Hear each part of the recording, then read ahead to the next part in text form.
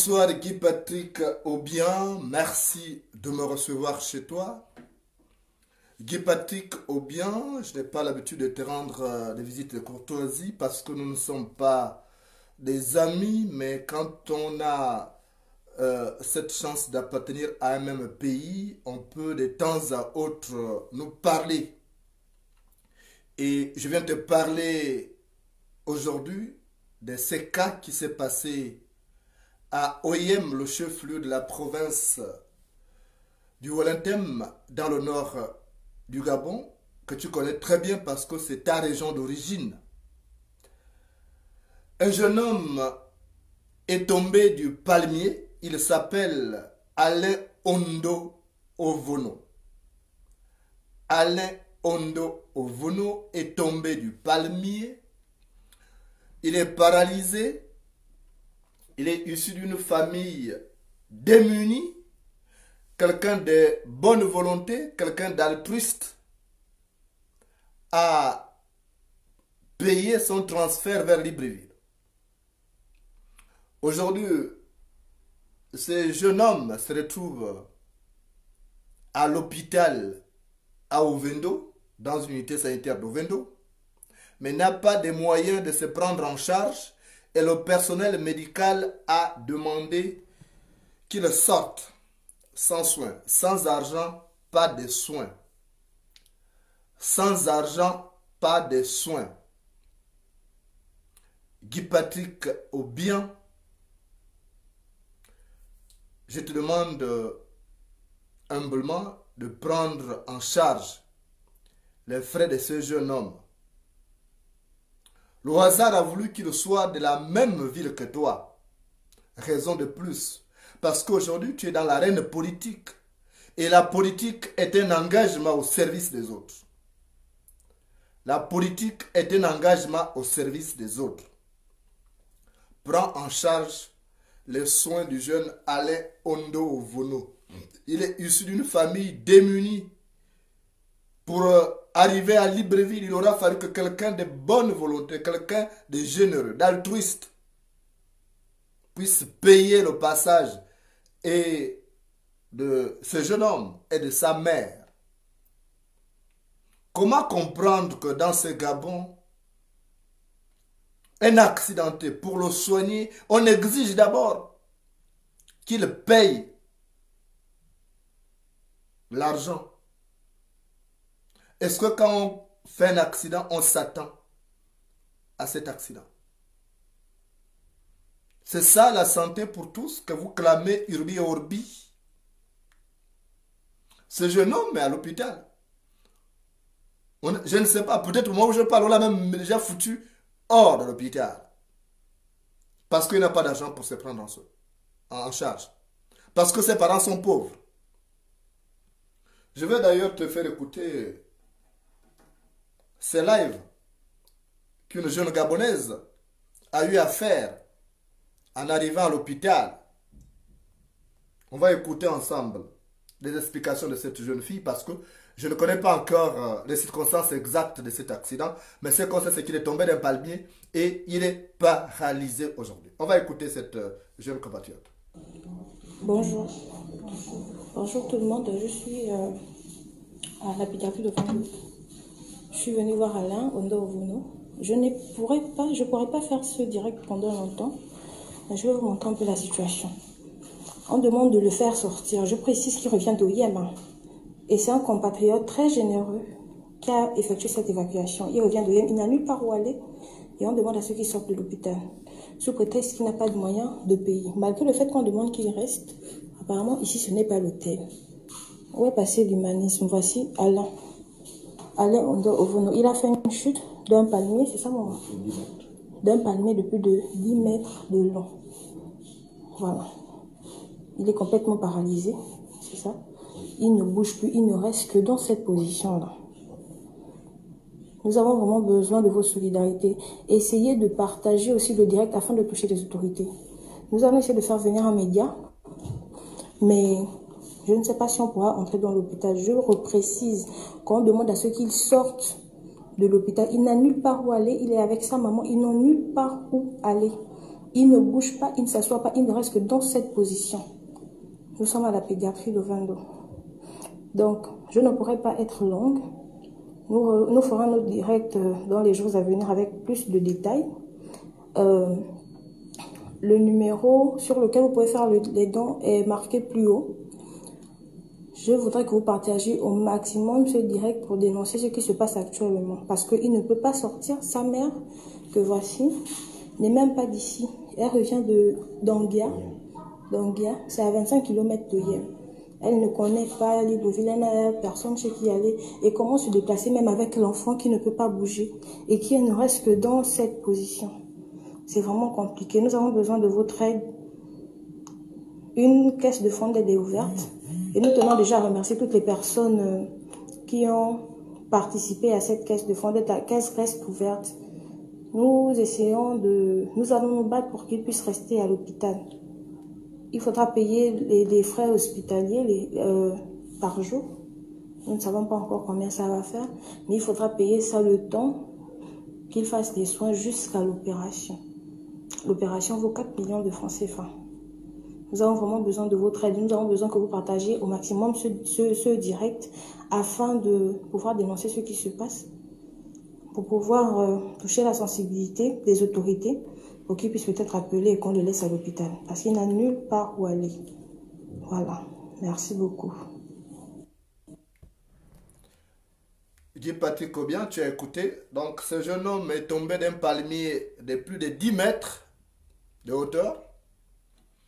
Donc, il est paralysé, il a les membres fracturés. Et l'hôpital, vos hôpitaux, les fameux hôpitaux que vous dites avoir construits, les hôpitaux de pointe, exigent à la famille de payer l'argent d'hospitalisation. Dans quel pays sommes-nous? Dans quel pays sommes-nous? Avez-vous encore des cœurs dans ces pays? Alors, Guy Patrick Obiang, non? C'est l'occasion pour toi de montrer ta générosité. L'opération vaudra 4 millions de francs CFA. 4 millions, c'est rien pour toi. Tu es en train de monter des immeubles à Oyem en ce moment. Alors, 4 millions, c'est rien pour toi. Tu es l'ami très personnel de Sylvia Bongo, la première dame du Gabon. Tu es l'ami très personnel de Sylvia Bongo, l'ami personnel du Gabon, depuis le lycée. Alors, montre-nous que tu es un garçon. Montre-nous que tu es un garçon en prenant déjà en charge les frais médicaux de cet enfant. Je viens te parler en toute courtoisie. Tu connais que j'ai une capacité d'augmenter le volume. Mais moi, ça me choque qu'on exige de cet homme qu'il paye l'état auquel il se trouve. Il ne sait même pas ce qui se passe. Sa famille, sa mère que tu as vue à côté, ne connaît pas Libreville. Elle vit dans un village.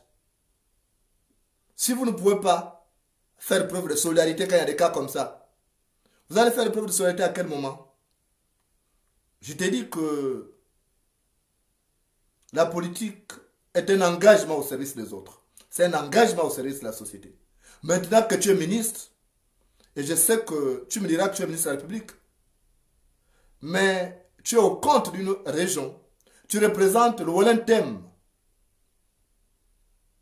Donc, déjà en tant que premier responsable politique de cette région, tu dois te sentir concerné par cette situation. En tant que femme, tu dois te sentir concerné. En tant que ministre de la Santé, de mieux en mieux.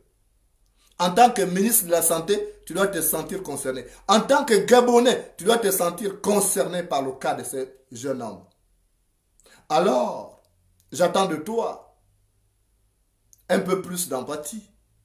Tu ne me diras pas que tu n'as pas été informé. Si tu n'as pas été informé, maintenant moi je viens te l'informer. Je t'apprends qu'il vient d'Oyem. Il vient d'Oyem, ta région, ton fief politique. Tu dois donc montrer l'exemple. j'aimerais apprendre que dans les 24 heures qui suivent, tu es allé poser ta main fraternelle sur l'épaule de ce jeune homme dont la vie est aujourd'hui menacée. Je suis choqué par votre manque de patriotisme. Je suis choqué par votre manque d'empathie. On ne fait pas son bonheur quand les autres sont malheureux. Il faut que chaque Gabonais puisse accéder aux soins de qualité. Ça doit être ça ton cheval de bataille en tant que ministre de la Santé. Voilà ton premier défi dans ta région, dans ton fief politique. On saura qui tu es quand tu auras agi en faveur de ces garçons. Quand tu auras agi en faveur de ces garçons, on saura qui tu es exactement. Donc, j'attends de toi un geste fraternel. Que tu ailles poser ta main fraternelle sur l'épaule de cet enfant en danger. Je ne pense pas qu'il ait voulu dégringoler d'un palmier. Non, c'est venu accidentellement. Et donc, sa famille ne s'est pas préparée à ça.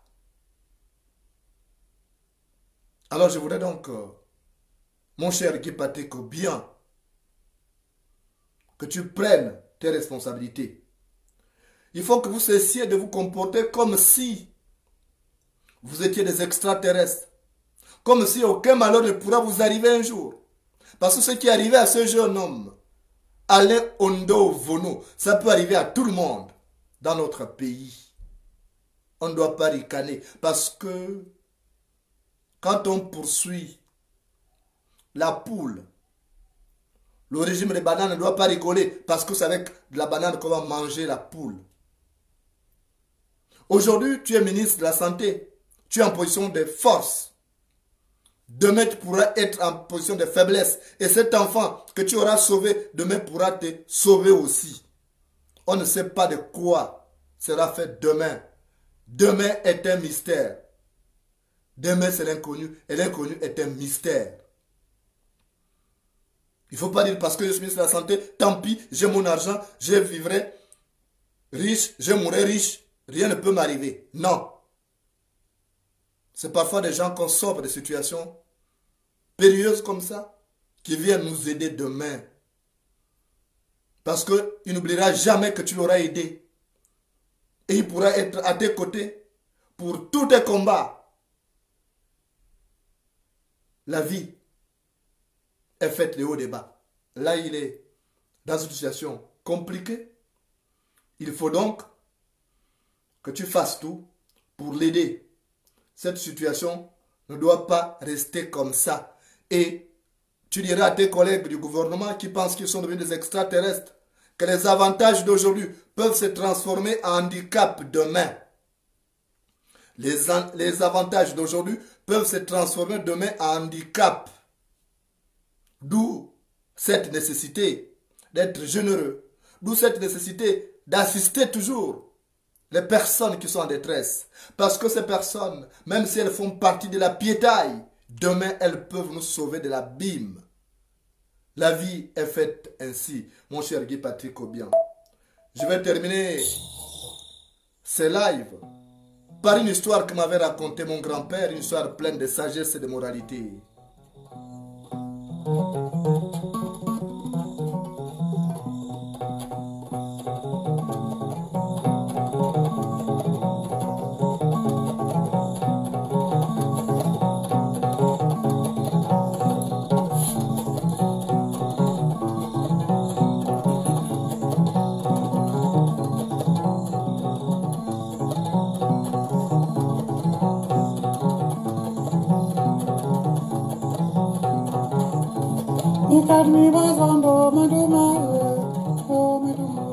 Mon cher Guy Patrick Obiang, dans un village vivait un petit garçon chétif. Son père et sa mère étaient démunis. Son père et sa mère étaient parmi ces personnes qui n'ont pas de nom, qui n'ont pas d'identité.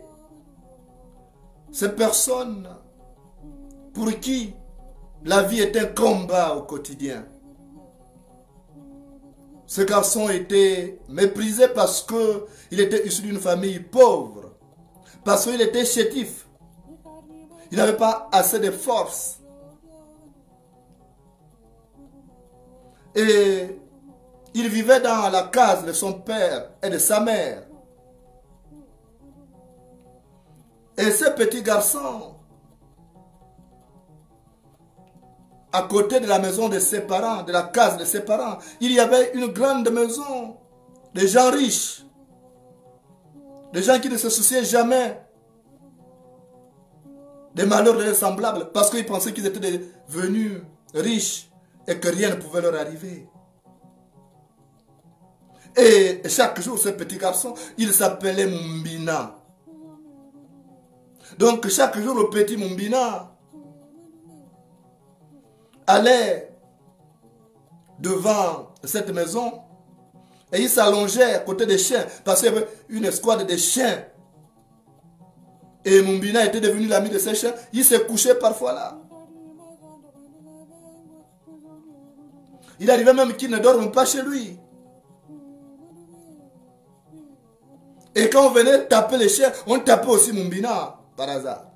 Et les autres enfants du village se moquaient de Mumbina parce qu'il était petit, il était grêle. Et quand il passait, on lui lançait la boue, on lui lançait les pierres, on se moquait de lui.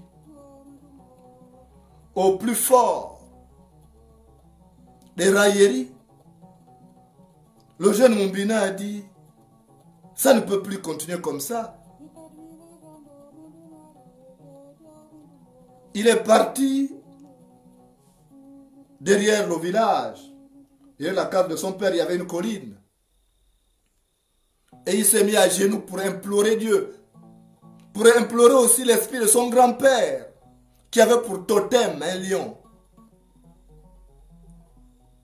Il a dit, Seigneur, je suis trop faible. Tout le monde se moque de moi. Tous les enfants du village me tapent. Les voisins qui sont riches, quand ils mangent, ils me jettent les os comme leurs chiens. Ils n'ont pas de respect pour moi. Seigneur, essaie de m'aider. Et il a invoqué le nom de son grand-père. Et après, un lion a surgi. Le lion a dit à Mumbina, tu as assez souffert. Je vais t'entraîner pour que tu deviennes fort. Pour qu'on ne se moque plus de toi. Pour que les enfants du village ne te bastonnent plus. Il faut que tu deviennes fort. Et le lion a dit, alors, tu vas te mettre à cet exercice de te battre contre moi. Jusqu'à ce que tu puisses acquérir des forces. Mais tu ne diras à personne. On fait le premier exercice ce soir. Et après tu reviendras, chaque jour tu viendras, jusqu'à ce que tu deviennes fort. Mumbina a fait le premier exercice, il est rentré chez lui, il n'a dit à personne, ni à ses parents, ni aux enfants qui se moquaient de lui. Et progressivement, il obtenait un peu de force. Et après, à un moment donné, le lion s'est rendu compte que Mumbina était fort au point de tenir tête. Et le lion a dit à Mumbina, tu peux rentrer. Moi, c'est ton grand-père qui m'a envoyé pour t'entraîner. Parce que de là où il est mal à l'aise de voir comment on se moque de toi. Pourquoi on te bastonne, tout ça? Pas. Désormais, aucun autre enfant du village ne va te taper. Tu deviendras fort. Mumbina est reparti chez lui. Il n'a dit à personne. Les enfants ont continué à lui lancer les pierres, à lui lancer de la boue. Les voisins à lui lancer les morceaux de viande comme un chien. Il était toujours là. Mais sa mère lui avait donné une petite lance. Il jouait avec ça. Et un jour,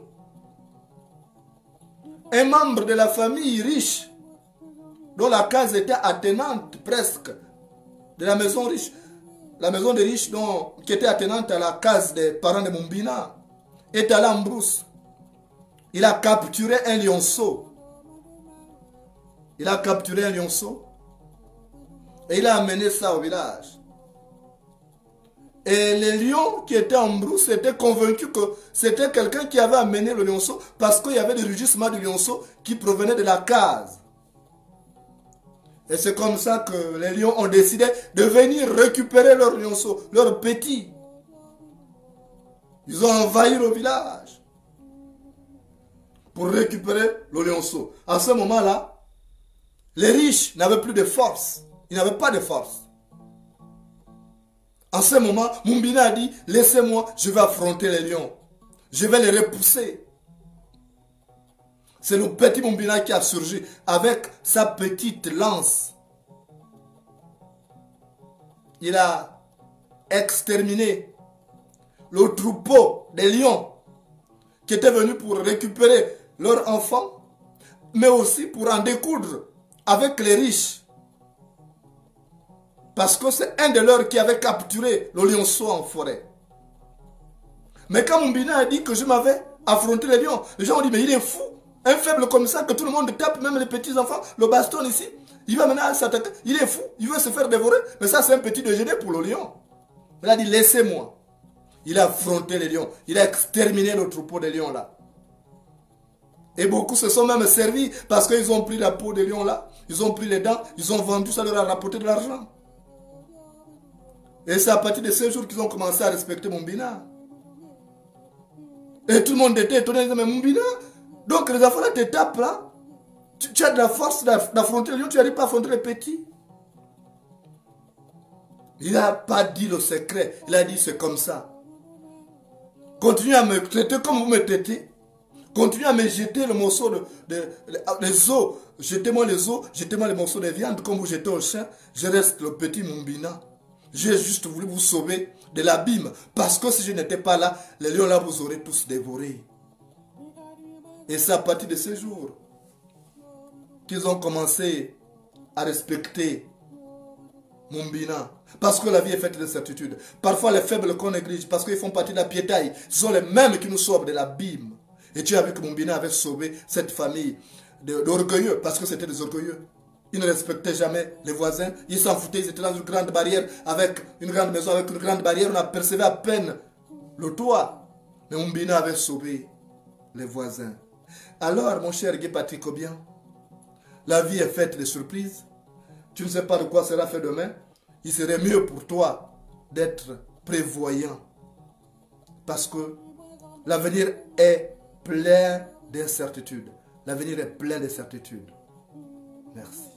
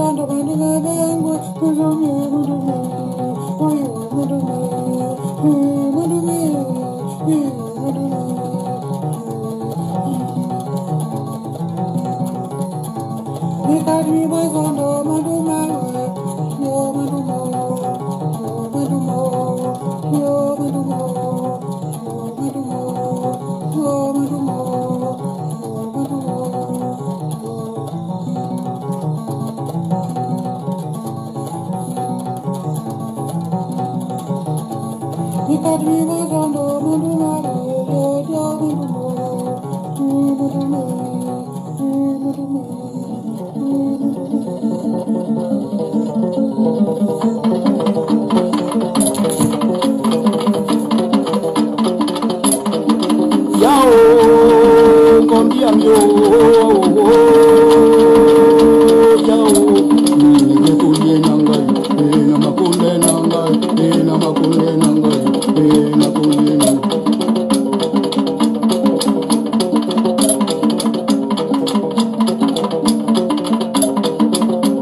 mi yabe o ko ndi nanga mo ndi jawe bongi muno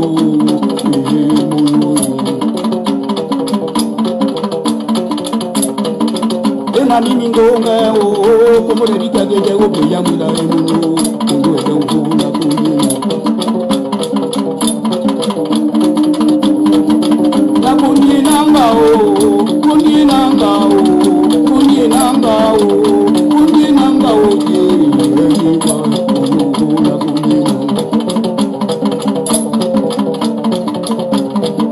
Eni o wana video, eni ka jinto na le kumene kundi o muno. Kundi nanga, kundi nanga, kundi nanga, kundi nanga, ona makundi nanga, eni mari kundi nanga, eni mari kundi nanga, eni mari kundi nanga, mujinja umema.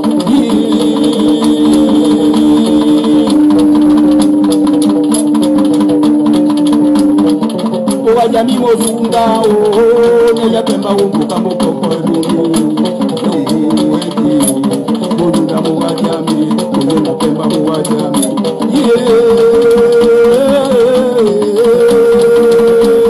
oka o